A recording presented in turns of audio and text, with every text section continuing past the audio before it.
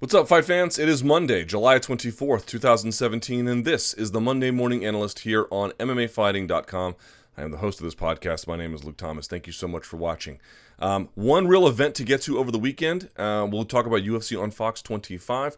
We do so in three parts: an overview of what happened, a look at something in particular in the second segment, and then a look at what's coming up in the week ahead. Now, as you guys might notice or know, one way or the other, I did a UFC on Fox 25 post-fight show on my personal YouTube channel. You can check that out up here for more thoughts about that. But this, let's go ahead and get into this card for our purposes here today on this podcast.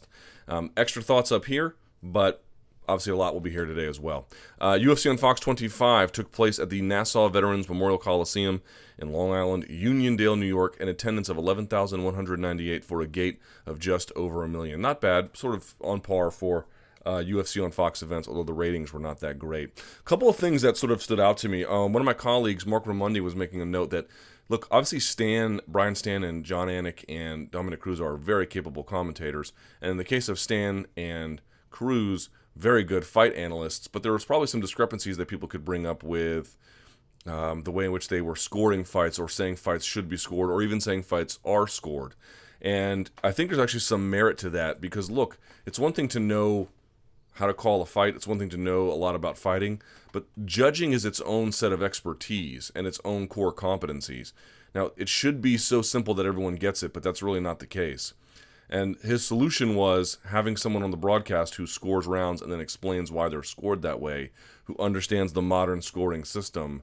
I'm in favor of that. I think they should bring that back. Harold Letterman does it for HBO. I believe Steve Farhood does it for Showtime Boxing. Jimmy Smith does it for Bellator. I don't think it hurts the broadcast in any way. I think it only helps. And having somebody there who's a trained, certified judge of some kind, I think would add some clarity to the broadcast, at least over time.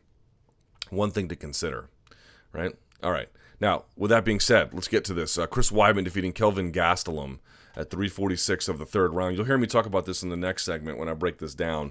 You guys know how I felt about this. I thought this was a huge risk for Chris Weidman, but huge risk does not mean necessarily it'll go one way or the other. And it went well for him, and he needed this. It was not merely a win. It was a rejuvenating win because it stopped the bleeding, but it was in his hometown. I think in that sense, the risk probably paid off for him. So it was risky, but hey, sometimes you roll the dice and it comes up in a way that favors you, and I think it absolutely did here. Plus, what I really liked about it was that Weidman, he struck a little bit, and he got dropped in that first, but he did just enough striking in terms of what he needed to. But really, he stuck to his strengths. His strengths are wrestling and grappling, and the blending of the two between, and that's what you're going to see in the next segment. It's really quite incredible what he has been able to do. He's so good from there, and especially as a middleweight, he knows how to use his weight well. He's got good, sharp technique, which you'll see. He can use wrestling in a lot of different ways. He's got a lot of different control positions, and I'll talk more about this in the second segment again, but I just want to make a note here. There's a lot of different areas of innovation that we need to take a look at, and one of them is Turtle. Eduardo Telles is a guy, you should look him up. He has something called the Turtle Guard, where from Turtle, he's got not only just a lot of defense, but he's got a lot of submissions. And that's in pure jiu-jitsu, and I had a nice discussion with Tom Lawler on Twitter yesterday. He was saying Sakuraba could probably be credited with some early innovation from Turtle, locking up Kimuras and knee bars. But I think a lot of that stuff wouldn't really work on guys anymore, not in the modern era. It's hard to catch a guy from knee bar in Turtle these days. It's just very, very difficult, and there is some room for probably innovation with the Kimura, but as he was trying it, I just think it's not going to work on a lot of guys. So I think, you're seeing a lot of these positions where if someone is on top of you and you're trying to get up from Turtle, what is your option in MMA? It's to block the choke, fight the hands, and stand up. You don't have a lot of offense from there. And I think there's room for innovation there. Now, whether that innovation will happen, I don't know. But it stands to reason there. Also something, and I'll talk about this again in the second segment, referee's position. What is referee's position? We've talked about this before. To try to go for a takedown, goes out of bounds. They might reset you in collegiate wrestling where you have to get on your hands and knees and you're looking up. The person behind you comes and they try to keep you down. But how do they do that?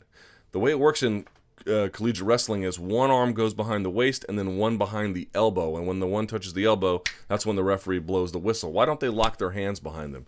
Because if you have two hands down and two knees down, they call that locked hands. And the reason why is because if you lock your hands in that position, It's very, very, very, very, very hard to get out of it. But in MMA, we don't worry about that. We don't worry about that. Now, look, it's just, I'm not saying that when Darren Elkins does it, he's stalling. And I'm not saying when Chris Weidman does it, he's stalling. But we've only enforced stalling in one realm of MMA, is if someone goes to the ground, well, more than one, but if someone goes to the ground, they're not doing enough, who initiated the takedown, okay, again, not even then, because Anderson Silva was stalling with his guard. But if you go into some kind of moderately even position, guard, 50-50 overhook, underhook against the fence, we'll stand you up, or we'll separate you or stand you up. I'm not saying that I'm not calling for locked hands and you're just, ragdolling a guy and doing mat returns and you're not really doing a whole lot past that to be broken up. But I think we should start considering whether or not there are additional ways to enforce ideas of stalling. Collegiate wrestling will not let you, if someone is on referee's position, 2 knees down, 2 hands down, they will not let you lock their hands behind him because the dude might just spend his whole time mat wrestling, trying to get out of this and can't. It's much easier to create action as if there's a hand behind the waist and a hand behind the elbow. Or hand over the waist, I should say, and a hand behind the elbow. That's really what this is about. So, just something to consider when you watch this is like these guys, you can see from Robert Whitaker to Yoel Romero, you'll see with Kelvin Gastelum, Chris Weidman, even to an extent, Darren Elkins and Dennis Bermudez. These guys are having a hard time breaking that, and there's a reason why collegiate wrestling bans it. Just something to think about. But that being said, Weidman did an incredible job with this. We'll look more at his efforts in the second frame. If you're looking for some of my thoughts on what Kelvin Gastelum's future should be, check out the post-fight show. Speaking of Darren Elkins, he defeats Dennis Bermudez, split decision 29-28, 28-29, 29-28. This could have gone either way. I think I had it in real time. I think I had it for Bermudez, but I can understand why you would have it for Elkins. Just a guy who finds a way. I mean, all he needs is an underhook, and he can get his hands together. Doesn't matter if it's from 50-50 over underhook, standing, some kind of even over underhook position. Doesn't matter, man. The guy can just do much. He's good at really finding his way in there. As I mentioned on my post-fight show, the guy's really has blossomed, I think, under what they've been offering him at Team Alpha Male. They've really done a lot of good for him there. You can see that. You can see that they've really done a tremendous service in sharpening what he was already good at, not changing him, but sharpening what he was already good at and taking away some of the deficiencies from things he was bad at. He's really good, by the way, at striking on clinch breaks. If he wants to get into a clinch, but if somehow you get out, he's got really good timing about trying to throw a shot on the exit. He didn't used to do stuff like that. He's just gotten really good at it, So things like that, they've just taken what he was already good at and say, this is who you are, let's make it better. And they've had a lot of success with it. The problem with Bermudez is the same thing that it's always been. He can do a lot. I think he thought he could out-wrestle Elkins and really had a point to prove here. And in some capacities, he did out-wrestle him. In other ones, he got out-wrestled. And I don't know that it made a lot of sense when you can jab and, you can do a lot if you're Dennis Bermudez. Why aren't you striking more on the outside? You saw some of that in that third round. That's my point. It's like you're making choices that enable your opponent to have better chances when you don't need to. Why are you doing that? Why are you punching your way into the clinch? You're popping him on the outside. You're blowing him up.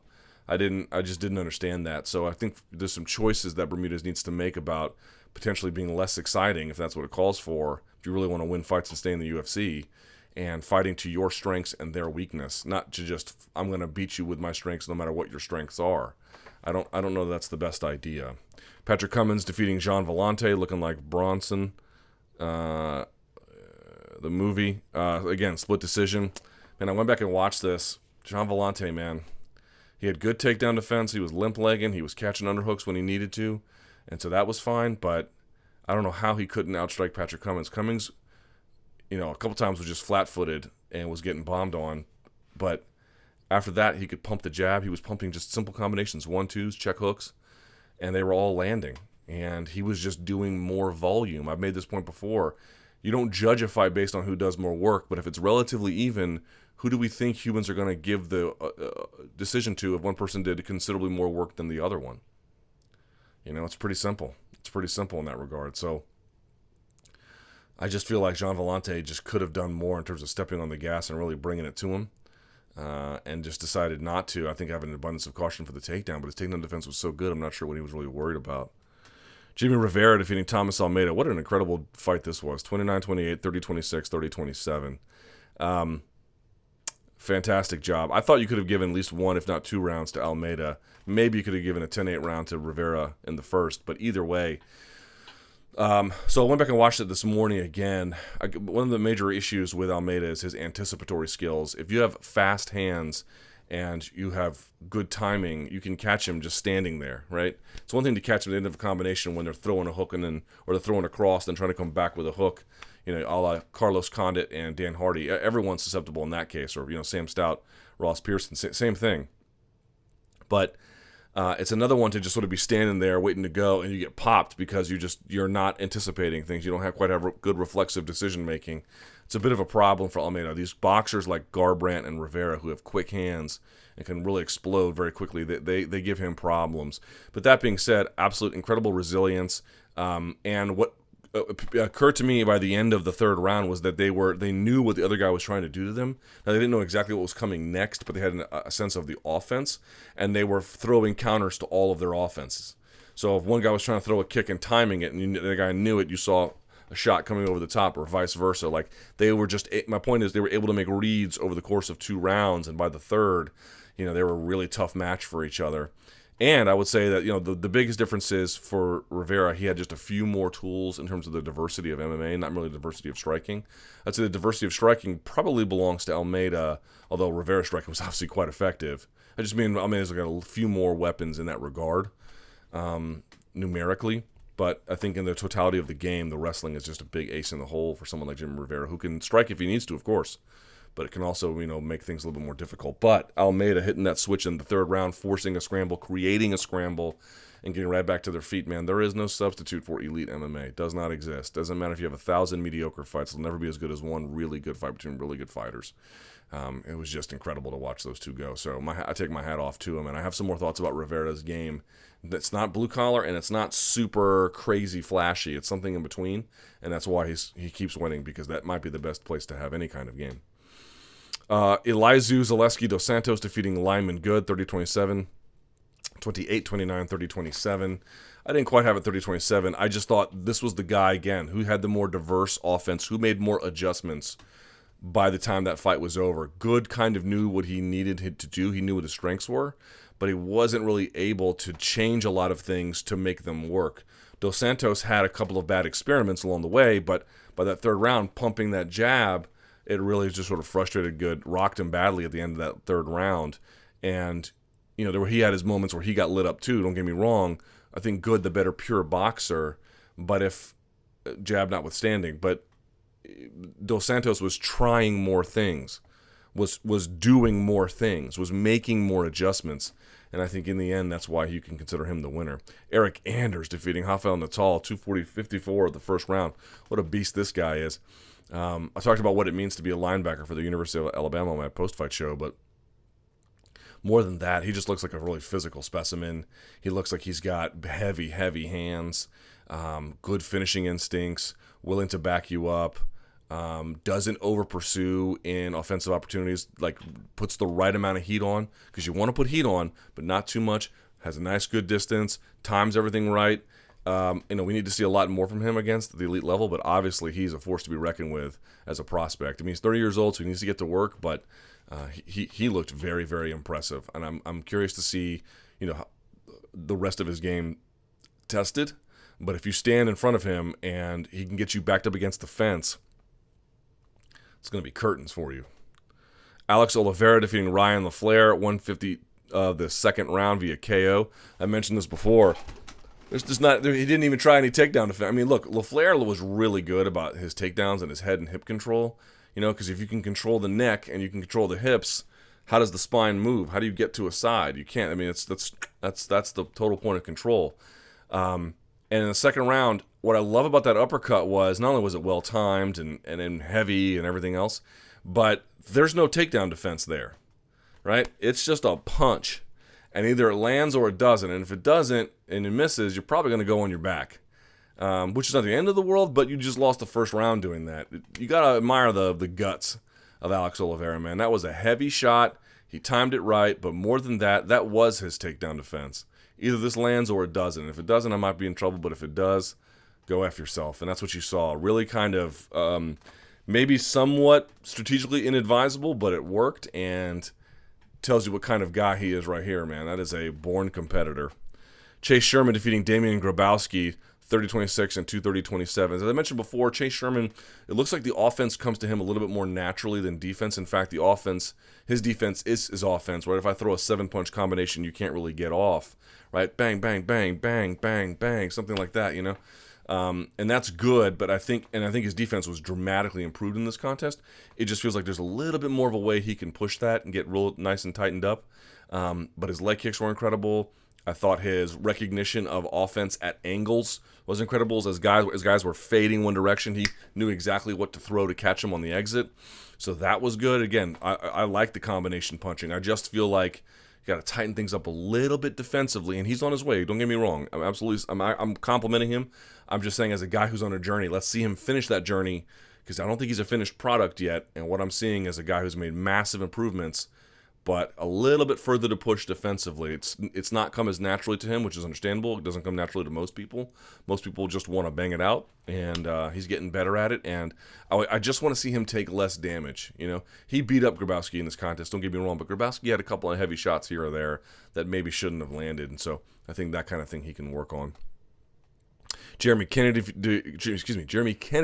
defeating Kyle Bochniak, unanimous decision, 230-27 and then 129-28. Just really incredible mat wrestling from Kennedy. Good timing on takedowns. Bochniak doing some things to back up Kennedy, which was okay, but you're just dealing with a superior wrestler there. That is really all there is to it. I mean, people were talking about like there could have been some adjustments he made. Yeah, that's true. It could have been a lot closer than it already was, but I just felt like if you're that much of a skill deficit with somebody and they can lock hands on you, you say, well, look, don't let them lock hands on you. Easier said than done. It's not merely just that once the hands are locked, they're able to do things. That they can find ways to get the hands locked in ways that you might not anticipate, and that's a little bit harder to do. So Bochniak had his moments, but Kennedy just an all-around excellent mat wrestler. And as we saw before, heavy ground and pound from that Canadian kid. Really, really good stuff from him, too. Marlon Vera defeating Brian Kelleher at 2:18 of the first round. Man, that Kimura grip is so powerful. And I go into the details of my post-fight show about why a lot of people will lock up the Kimura like this when it should be like this. You want to roll your forearms forward. You can check that out. He does an unbelievable job at not so much that exactly, but what you'll see is that he gets tripped out, and Kelleher does the right thing to go to the other side. That's what you want to do. And like you could do a St. Pierre, Hughes St. Pierre armbar, and you can get that on him. But the bigger issue for me is less that one, and it's more that I think that grip is incredibly powerful.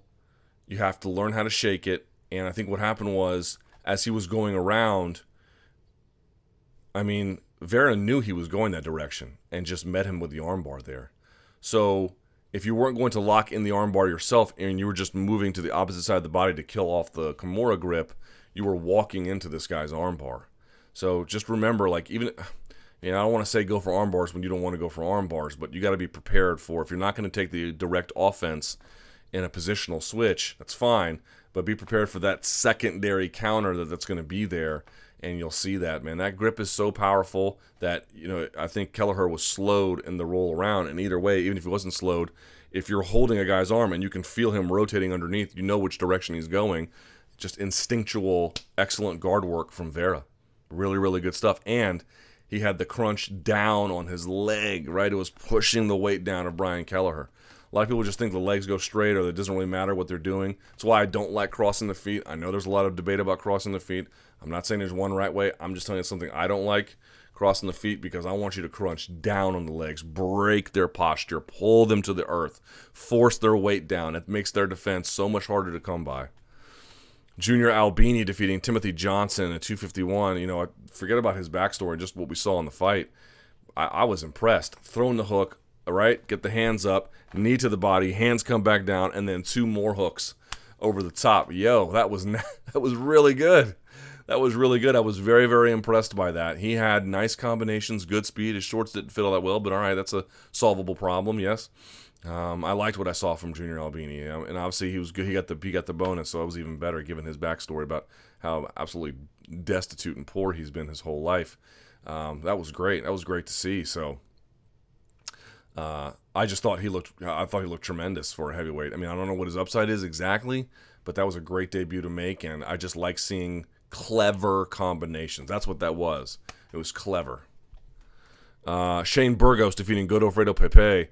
Burgos is amazing at slipping jabs and then coming over the top with stuff. You saw Conor McGregor do that in the second Nate Diaz fight. Burgos does that like on instinct, man.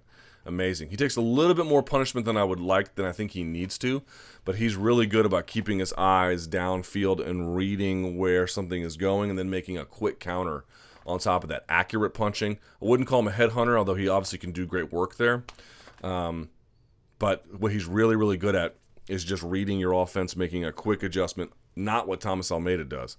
Quick adjustment and then firing something over the top as a counter or underneath. I mean, he can do that. But in this one, he was slipping the jab to the inside and then coming over the top with the right hand. Very, very, very effectively. Good stuff from him. And then Chris Wade defeating Frankie Perez, 29-28, 29-28, 30-27. Burgos, by the way, defeating Pepe, 2 30-26s and 129-28. But Chris Wade doing what Chris Wade does. Just getting on top of him with wrestling. Perez having a moment there, I think, at the end of that first, and I think somewhat even in the second as well, getting some takedowns. But ultimately, Wade's top control was just too much. He had a head toss in this one. He can change levels. He can scoop you out. He can get to the back. He can just do a lot. He's a really, really effective grappler in that way. So he just did what he does. Hard to get a guy like that off of you. Your Fire of the Night, Zaleski dos Santos versus Lyman Good. And your performances went to Cowboy Oliveira and Junior Albini. Okay, let's do this. Let's take a look at exactly the way in which Chris Weidman was able to win. And the big takeaways for me, I think, as you'll see, was number one, great combination of wrestling and grappling. But more than that, you're seeing it now from Nurmagomedov versus Johnson. You're seeing a lot of different contests. These guys will get turtle on you. They will not try to necessarily put the hooks in, and they'll get that wrist control or cross with either near or cross wrist control, and they'll just crush you from there. And what you see is Weidman blended also effortlessly. Plus, even if they can't get it, the ability to get a tight waist, some kind of a C-grip, gable grip, whatever, these are positions that sometimes in collegiate wrestling wouldn't be allowed. We allow them in MMA, and as you can see, it just creates hell for guys. Plus, I think you're going to see a little bit about why I don't think necessarily this is a good place for long-term, or right away anyway, for Kelvin Gastelum to be a middleweight. You're going to see there's going to be some size issues here that stand out to me. A couple of takedowns, a couple of defensive things that he does that I don't think he'd do against someone his own size. But really, it just shows you if you're on turtle and you're underneath and the guy on top of you can wrestle and do jiu-jitsu in modern MMA, you're in big trouble. Let's take a look at that now.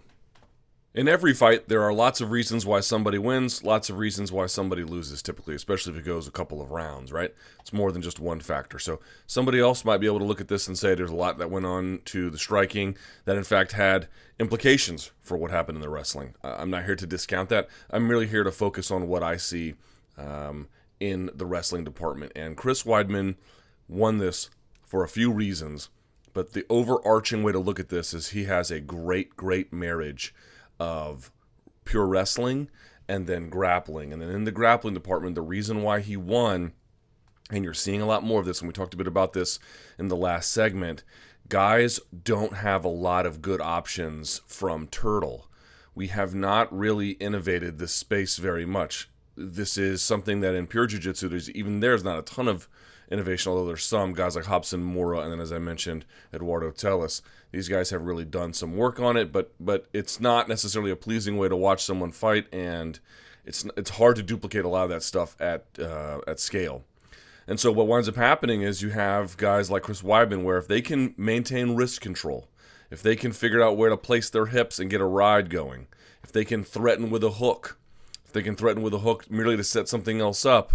In other words, they're not really trying to take your back. They're just trying to make you think they're taking the back because they want to do something else. They can do a whole lot with it. What this fight shows me is that, man, if someone is on top of you in modern MMA and they're good with wrist control, they're good with rides, and you're in turtle, you don't have a ton of good options. You just don't. It's very, very difficult. And Chris Weidman really does a great job here in this context. And let's look at why. All right, so here we go. This is round one. And again, there's a lot more things going on than this, but let's just focus on what we see here. Gastelum is sort of stalking him, and they're at range. All right. You see Weidman's feet change. Go back and look at this real quick, right? You see if he crosses his feet, which is a bit of a no-no, but you get the idea. All right, and then he shoots real low. Look at this, on the ankle and behind the leg. Gastelum kind of reads it, which is why he's this staggered. But that's a nice, deep, pretty low shot, so you got to like that from Weidman. All right, here he is. He's going to come up. He's now going to switch behind the knee to the hip. Let's see how he finishes it, if in fact he does. Right, now he's going to bring the single in, and watch how hard he hits this dump. And I want you to look at how he twists his shoulders to get what he wants here. Right, look at this. Look at him just arching over, picking up. I mean, look at the back foot of Gastelum, right? He's just digging in and then yanking him over into this empty space here, right? Because the structure is empty here. We've talked about this a number of times. The structure is really empty behind the back right leg, right? What's the part you're taking away? You take that away and then put the person there. So, boom. He goes hard down, right? All right. So, we keep going. He immediately tries a triangle. This is what I mean. So we've already seen the wrestling involved, yeah? And here you're going to see some great jiu-jitsu. What's he going to do? He's going to step back and turn. If you notice, he's not really just turning to his left. He's kind of sitting up a little bit. He's going to pull the knees away from the body. You see how much further away he is now? And that's going to allow him to pop his head out. This is, if you're going to do this kind of defense to the triangle, it's fine. You just have to do it right away, which he does. In fact, if you go and look at this, you'll see the triangles being threatened at 10, and basically a second later, he's completely out. You got to be right on top of it. So, which he does, and it's fine. And then that brings us to this. By the way, I want you to look how he's bringing the knee by the shoulder, and he's got his hand in the hip. He is allowing Gastelum to turn. But when he does stuff like that, when he controls the far side hip and he puts a knee here by the shoulder, what he's doing is he is slowing the turn to the base of Gastelum, which allows him to control what happens in that context. You're going to let him get to his base, but you're going to let him get to his base so slowly that you're going to control this, and that's going to allow you to set up your offense more neatly afterward. Always keep that in mind. So here we go. Now he's doing what? He's going to set up something probably, I think he's going to bring his arm out. Where is his right arm here? Yeah, his right arm is here behind the hip. He's probably going to replace that with his left arm. Remember, jiu-jitsu is you hold something, replace it, then you remove. Yeah? So boom. Now he's going to bring this around. Let's see what he does with it. Here we go. Okay, this is real bad for you. This is very bad for you. Yes, you're on your feet and you're on your hands, and you got your base under you, so that's not nothing. But when they bring this arm around, that's real bad for you, right? It's going to be bad for you if they get two hands behind the armpits and they connect, like referee's position.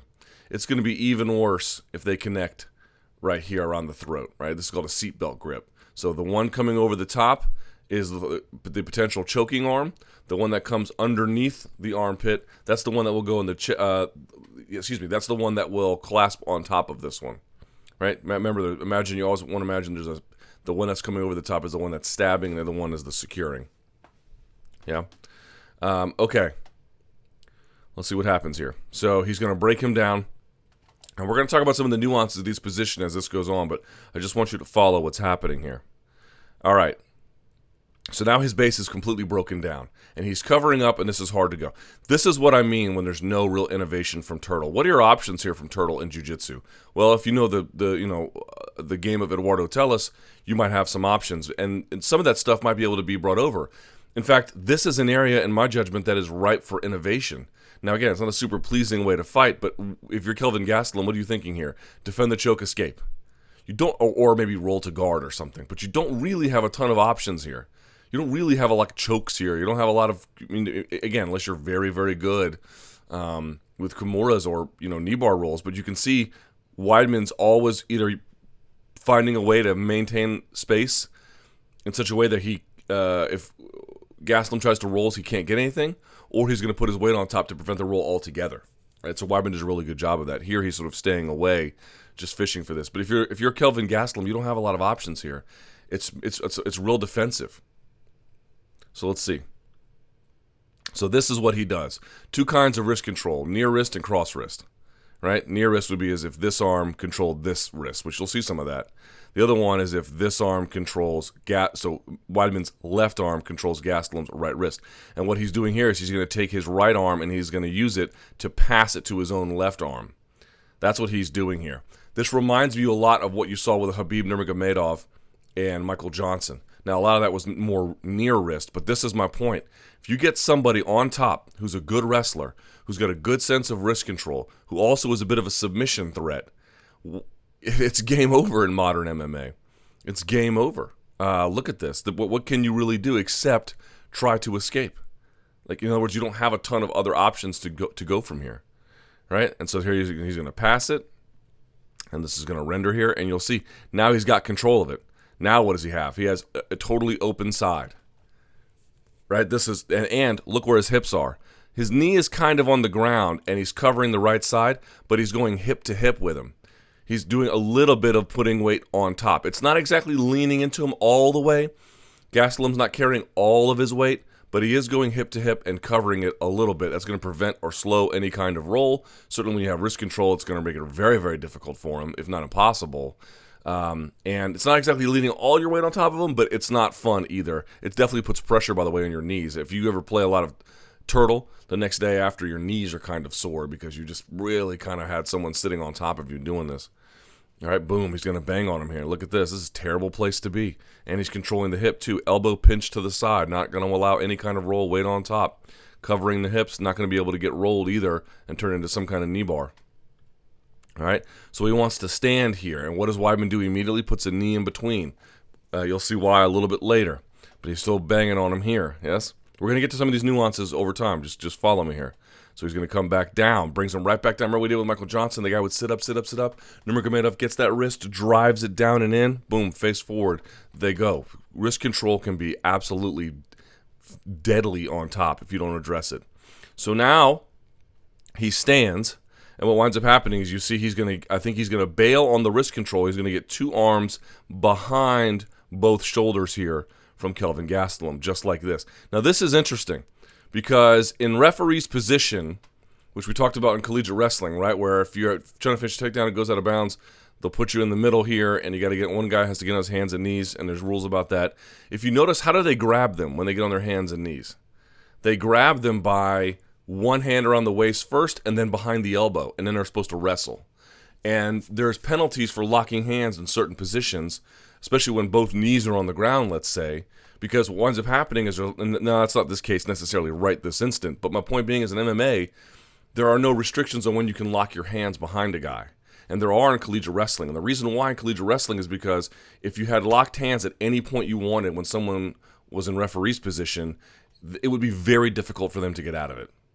It'd be very difficult for them to get out of it. So just keep that in mind. We allow all kinds of stand-ups and other certain, I'll talk about, let's move along. But the point being is you can see from the hand control here that, yes, it's better to have one over the top of the throat seatbelt, especially for submissions. But the other one is that when you get two behind here, if they're on their knees, that would never be allowed in collegiate wrestling because it would be very, very, very difficult for them to get back to their feet. But here in MMA, no restrictions, and that can make it really hard for some of these guys. Also, something else to pay attention to. It's going to be hard when both hands are behind the shoulders. It's better when one is over the shoulder.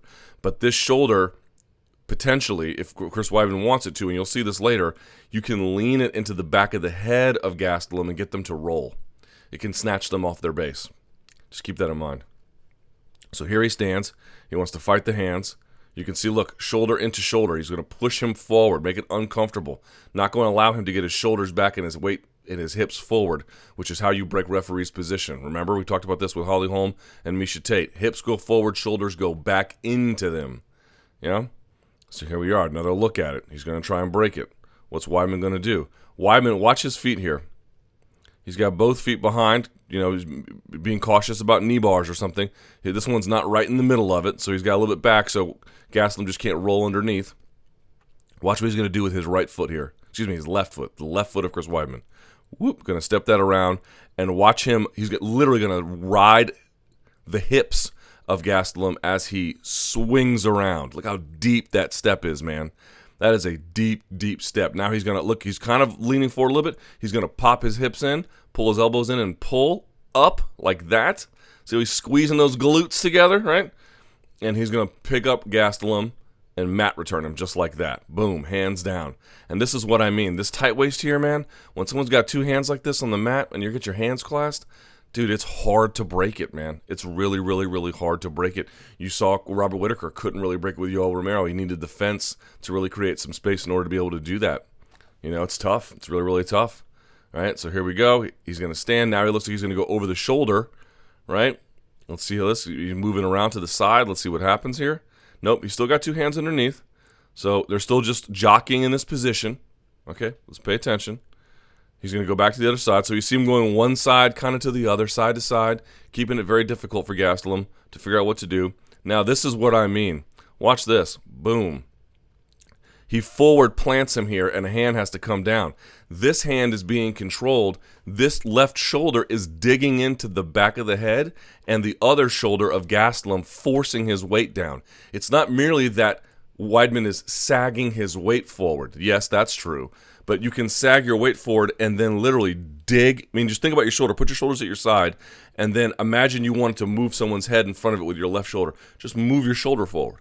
You can feel that. You can feel that. You can dig it forward, and that's what he's going to do here, and that's going to force Gastelum. Look at that. Watch. Check this out. Look at the space here. It's getting all bunched up, yeah? And what happens is Gastelum decides to bail. You'll see the weight gets pushed forward so far that Gastelum can't put the other hand down. He's getting pushed forward, so he just decides he says, okay, well, I'm going to go forward. I might as well do it on my terms. This is actually nice by Gastelum, but the problem is he comes down and he goes through. And you'd see this. Look at this. This was going to work, and he was going to use this hook to turn Weidman all the way over. Here's the problem. Look at that. He would have won this exchange. He wants to come around on top here, but he can't. Look at that. Look, he's trying to sit up. The fence actually helps Weidman here. Weidman would have been turned all the way over on this one. He got turned ass over tea kettle, no doubt about it. This was good by Gastelum, but he did it into the fence, which allowed him to capture his base and keep a top arm around him and then come right back on top. Now, what does that look like? What does that look like? That looks like a head and arm triangle setup, doesn't it? In the end, Gastelum recognizes it and then brings his hand out. Plus, the right arm of Weidman is still tucked. So by the time he gets it out, it's gone. You see that? But he finds himself, if you can keep a nice solid arm over the throat, over the neck with a seatbelt grip, even if you're in transition, you can do a lot with it. You can find yourself in really unorthodox or, opportune moments, I should say, and things can happen for you. So here they go on top, right? He's going to establish it. He's going to come around to the side here, right? So he was over here. He's going to start working his way. Pay attention to this. This is everything right here, right? Pay attention to this. Watch what happens here. Boom. Look at that little adjustment. What do you see here? What you see is the hand of Weidman come underneath the elbows of Kelvin Gastelum. Never, ever let someone do that. Never, ever let somebody get your elbow off the mat or away from your body. That is very bad for you. Why? Here they come. Look at that. He has scooped his elbows. You can scoop someone's elbows. Not only are you setting yourself up for submissions, it's easier to control them. You need that ability to bring your elbow inside on your own body. If you don't have it, you're in trouble. Because now what happens? He's going to step to the other side, watch, and he's going to scoop it, not merely across, but inside, like a hooking motion. Watch this. Like that. Now, look at this before. Just kind of holding it here, right? Now look at the elbow. The elbow is going to be scooped to the inside. Like that. That is very bad for him. That is very bad for him. Okay? So now what's going to happen? He's still on the other side, so he's not quite where he needs to be. Now he stepped to the other side, and you can see he's going to have that Kimura grip. This is the setup from it, is once you begin to separate that elbow. Look, now there's nothing. Remember, you have to sometimes climb into submissions. Here he is. He's going to climb. Look at that. You're in big trouble there. Big, big, big trouble. Okay? So here he is. And he's going to set this up. And this is the submission. Everyone has talked about bringing the chest to the back of the elbow. The reason why is because, obviously, what you want to do is, if you just make this an arm crank, I'm going to use my arms to whip it up and turn it over. It's very hard. It's not merely your arms versus theirs, but kind of gravity and a little bit of body weight, and it's really hard. The idea is that if you can think of attaching, you can't literally do it, but if you just think of attaching the back of their elbow to your chest and you use all of your upper torso to pull it up, then it becomes a little bit easier. Another thing to keep in mind is, one thing that someone taught me once was, rather than just sort of like pulling out and up or just trying to yank it straight up and just beat them, pump down, out, and up. Like, get a nice pump forward, because what happens if they're pulling side to side, if you put your hands together in a gable grip or a C grip and you pull them apart, there's tension. But if I push them forward together first, I'm unlocking it and then pulling it out. So just keep that in mind. Weidman does not do that here. Still setting it up. Look how much control he has over here. Elbow on the ribs. So it's not really that he has control of this arm. He's got his own knee in the hip. Now he's controlling the hip, or at least blocking it anyway. And he's got his own weight and elbow down on Kelvin Gastelum. It's terrible. It's a terrible place to be. And he's got his own arm pushed all the way across. So that's nice. That's good control there. That's really good control. So he's going to turn. And you can see Weidman trying to yank it up. Can't get that hand past, man. It's just too hard, right? So here we go again. He's going to come back down. And you can see there's just daylight between it. You have to use your own torso to get it. And it's just hard, man. We got a guy underneath who's a good wrestler, who's squirmy, who's got a lot of energy. It's just, this is a very difficult one to get, you know. So he goes back down. This is better, right? This is on top, you know. But at the same time, you can see he tries it again, and there's just daylight between them. It's hard to do it this way. It's just really, really hard to do it this way. As good as Chris Weidman is and as strong as he is, you can see it's not a high percentage submission in the UFC because it's so hard to do. All right, so he goes back down. So then, this is the big key. Gastelum not only rolls face forward, which brings the weight of Weidman this way, he gets to an elbow. And this is the beginning of the end of this whole sequence, because from that elbow, he can now stand. Yes, he's still got this, and you can see this is now elbow to chest, but you've got no real control over the body anymore. That's really the problem at this point. So then he can just stand and whip out of it. And that's the end of the first round. So what we saw in that first round was a real nice display of all the things that Chris Weidman can do. Now, he gets dropped immediately after this, but in the grappling department, you saw passes, you saw takedowns, you saw rides, you saw wrist control, you saw ground and pound, you saw submission threats. Let's take a look at round two. All right, round two. Here he is. Pressing him against the fence. He's going to throw a punch. Gastelum's going to duck it, right? Left hook there from a right-handed position. And what happens? He's going to try and clinch, almost falls over it in the transition, which doesn't work out too well for him. But then they're locked up here. Boom. And once they're here, this is bad. You can see Gastelum has like a cross, like a hand here, trying to like sort of act as a blocking mechanism, but he can't get too far with it. So they keep going. Now he presses him into the fence. Now he has good open mat wrestling, but he's got good wrestling against the fence too, right? So here we go, pressing him in. And now look here on that left hand.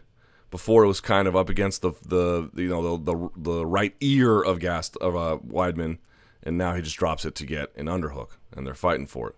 So they're trying to turn and jockey for position along the fence line. You see that? He's still got these two hands clasped. Once he gets here, man, it's really, really hard for a guy to get out of it. You can see the big size and strength advantage here.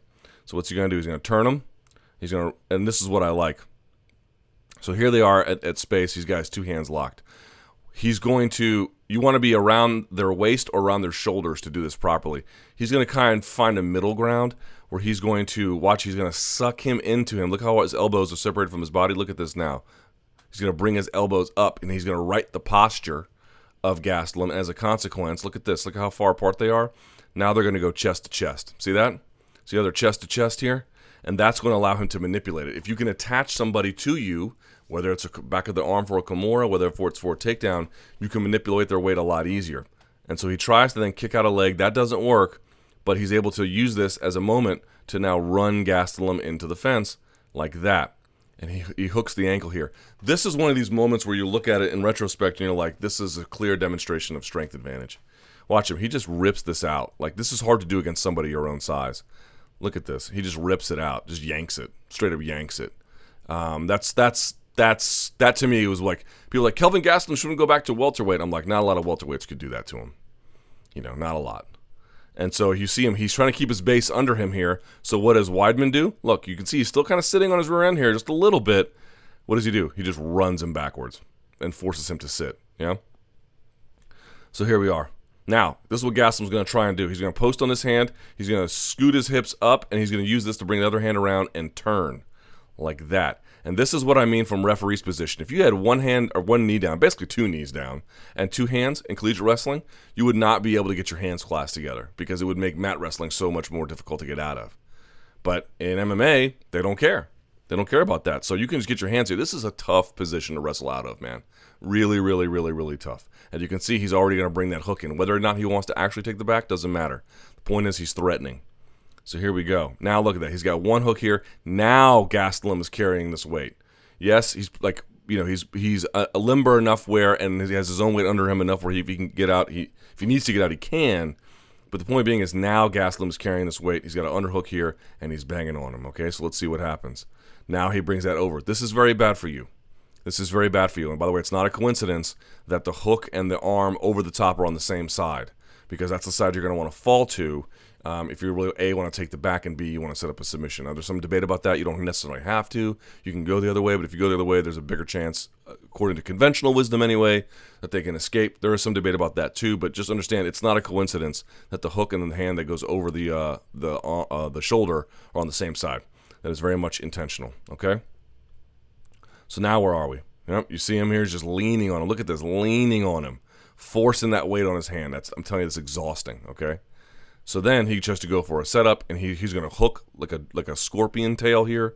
He's going to try and hook this leg, which is going to prevent Gastelum from using it properly so long as that is locked in, right? It just sort of like it locks you in, almost not quite, but almost like a lockdown, all right? And now he's going to get 2-on-1, right? Oh, I've got 2-on-1. I was going to get out of this submission thread here. I don't want to get my choked, so I'm going to pop it off. I'm going to get 2-on-1, and you think that's good. That's very, very bad for you. Why? Because if you have two hands on one of theirs, they can just do this.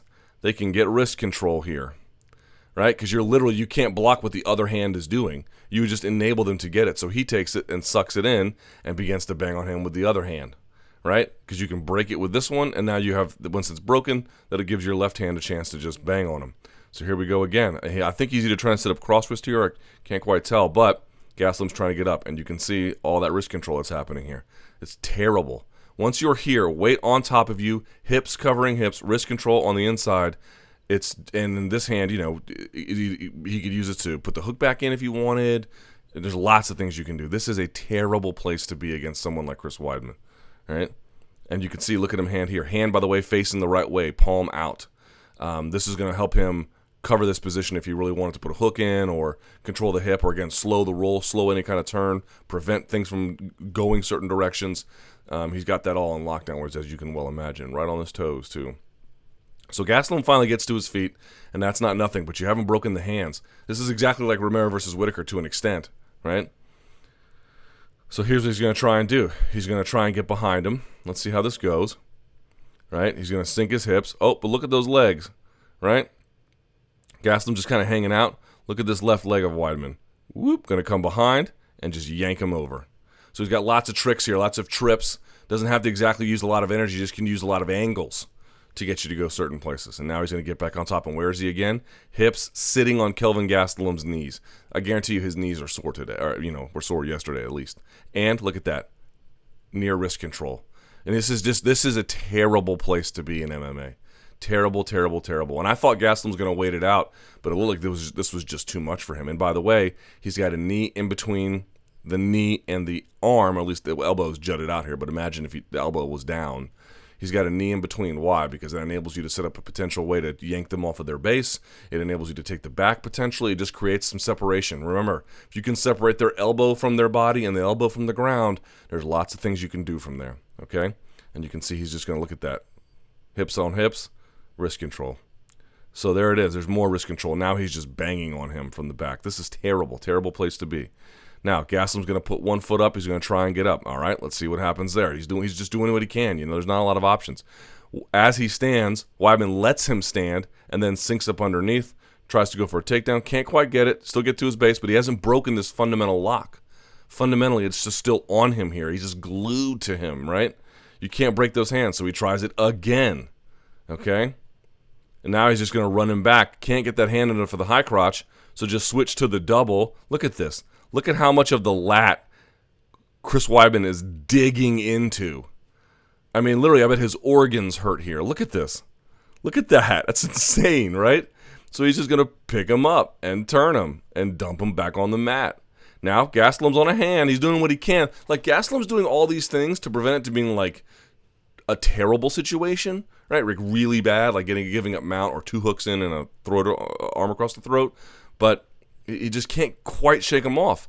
And watch what Weidman does here, right? He's got his hands. This hand's going to come around to cover the hips, right? Going to cover the hips here. So let's see what he does. Then he's going to move around, and eventually what happens is Gastelum says, okay, well, if you're going to move around and I'm just going to give this up, I'm going to go to full guard here, all right?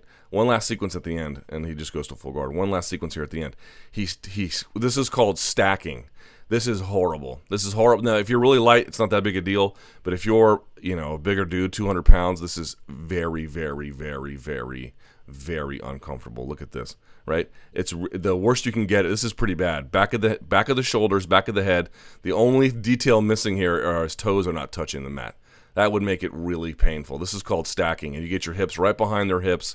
Easier to do in gi because you can control the pant legs and you can control the lapel, but this is a horrible place. And if you can stack someone right and you can put all their weight down right here, it's going to force them to roll. In fact, look at the face here of Gastelum, grimacing, because he didn't want it anymore, and I don't blame him. You have no offense from there, and B, it's extremely uncomfortable. So what is Weidman doing here when he's stacking him? It's more than just the imposition of agony. It's forcing you to pick a way you want to go, right? You're going to go a certain direction. I'm going to control that. It's a controlled demolition. You're going to go to some kind of way, and I'm going to control it, and that way I can be where I need to be and when you finally get there, right? And he goes for a triangle again, and he just passes him by. And again, you can do that kind of thing, but you got to be quick about it.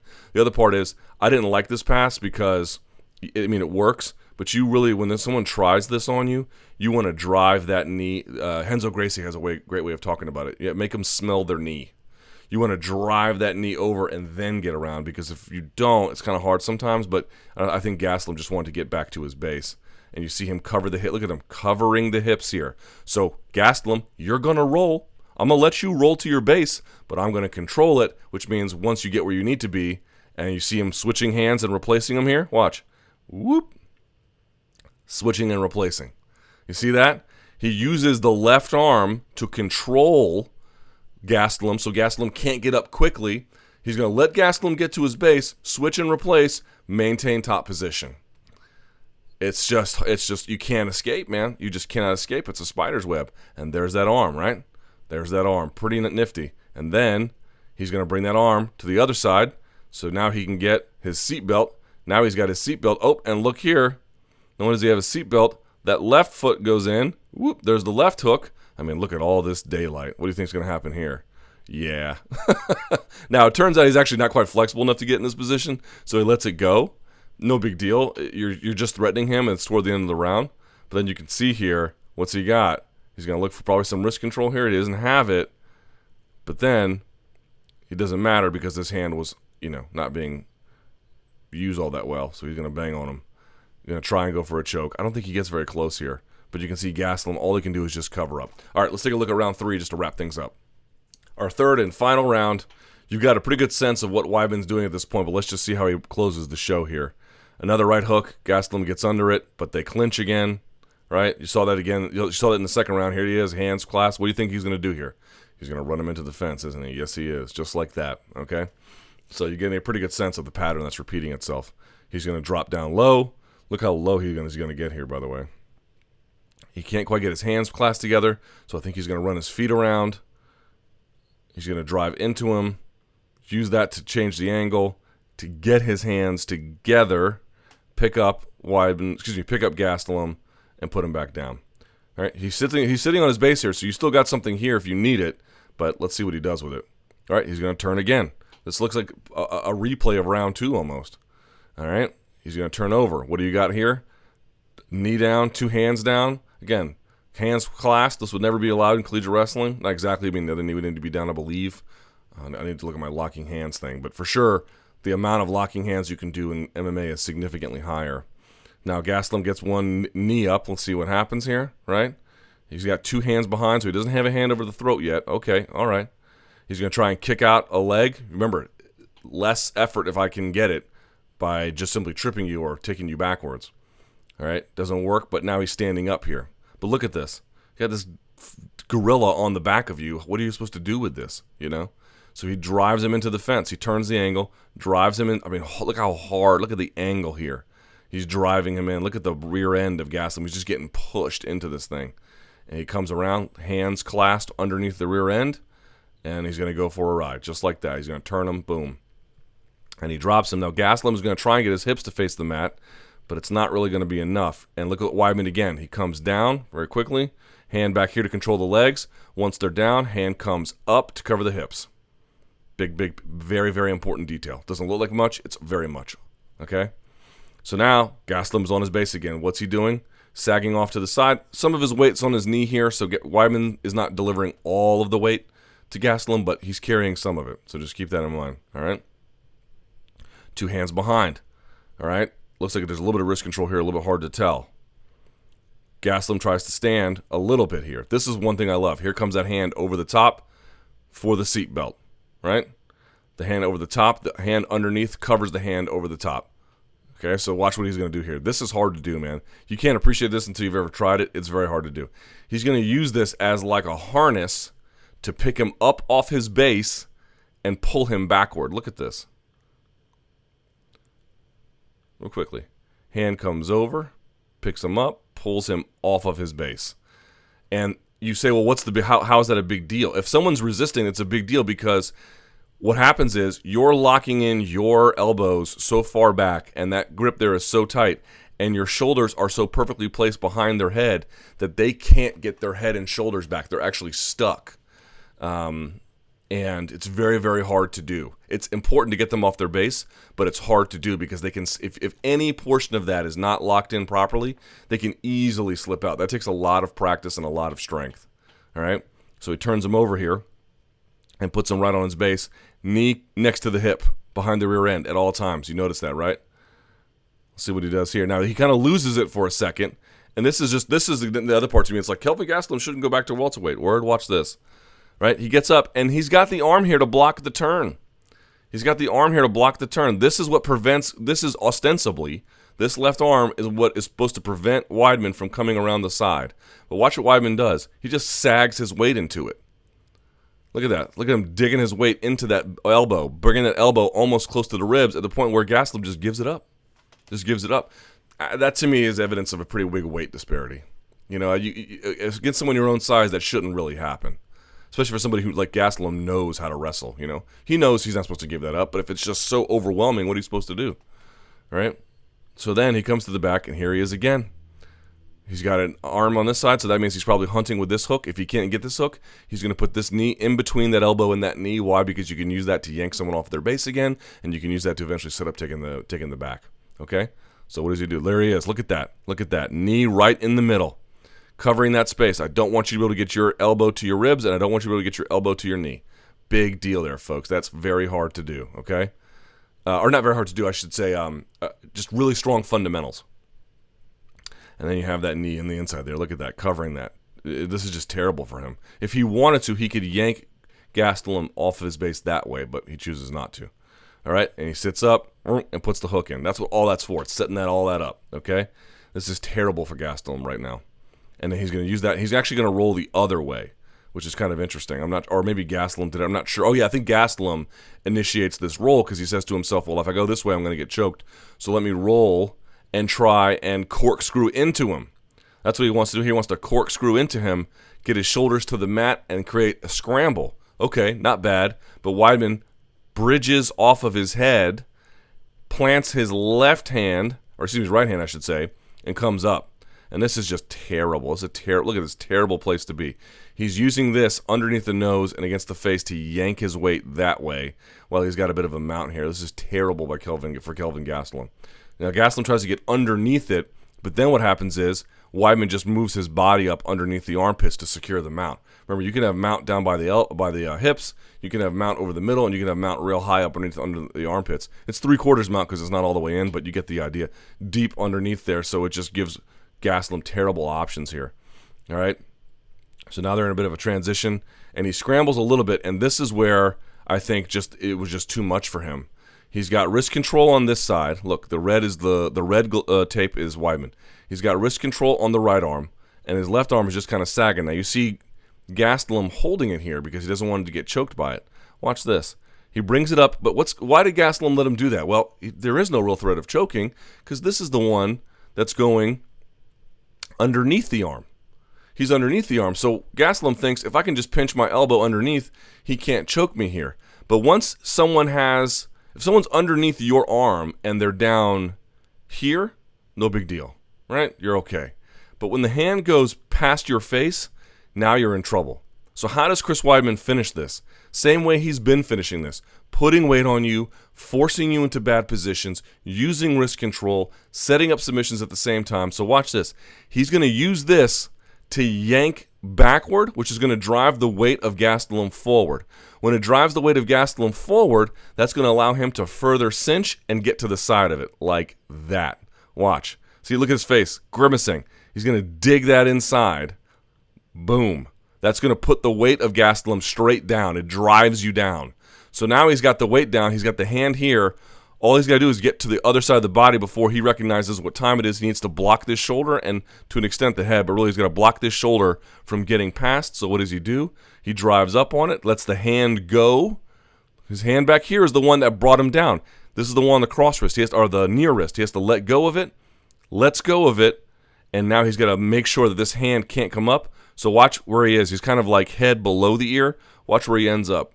Boom. He's going to come up. He's going to catch that tricep like that. Gastelum recognizes, uh-oh, I'm in trouble here, and he's going to come up high. Now look at that. He's head-to-head, ear-to-ear with him. That is a very trapped arm.